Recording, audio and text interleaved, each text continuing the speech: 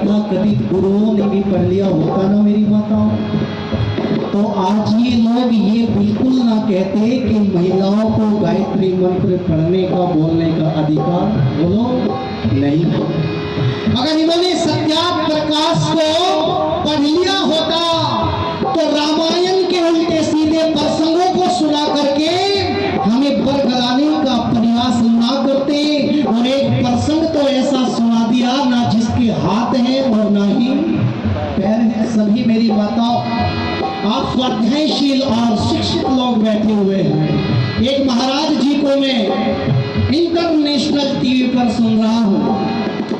मुझे लगा संदीप रामायण का प्रसंग चल रहा है और मैं भी राम कथा करता हूँ, हो सकता है मेरे मैटर में और बढ़ोतरी हो जाए, कोई नया प्रसंग मुझे मिल जाए। लेकिन मैंने तो माथे में हाथ तब मार लिया, इंटरनेशनल टीवी पर बहुत बड़ा ज्ञान दिया जा रहा था मेरी माताओं। कौन सा? आपने वो प्रसंग सुना होगा कि जब मर्यादा पुरुषोत्तम भगवान राम को कितने वर्ष का वनवास हो गया जी? 14 वर्षों का वनवास हो गया।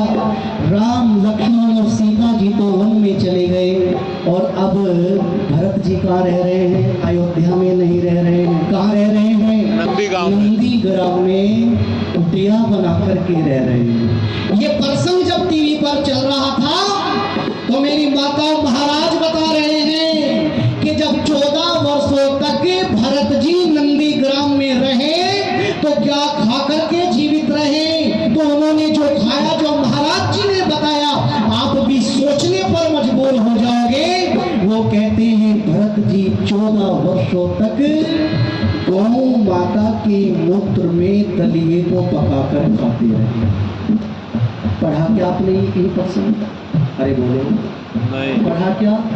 इसीलिए मैं कहता हूँ कि अगर ऋषिवर देव दयानंद को एक बार पढ़ लिया होता तो ये उल्टे सीधे प्रसंगों को जोड़ करके हमारे बीच में लाना ये बात है मेरी माता। इसलिए लिखा लेखक ने